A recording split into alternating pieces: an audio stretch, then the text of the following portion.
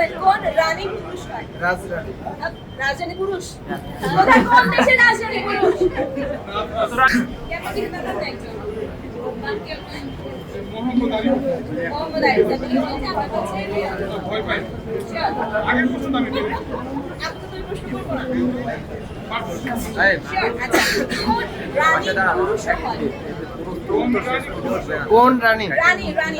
Nice nice. রানী পুরুষ হবে। কোন রানী পুরুষ হয়? ধরা ভাই ধরা। কেউ তো দেবেন না, কেউ তো দেবেন না। শেষ। না না।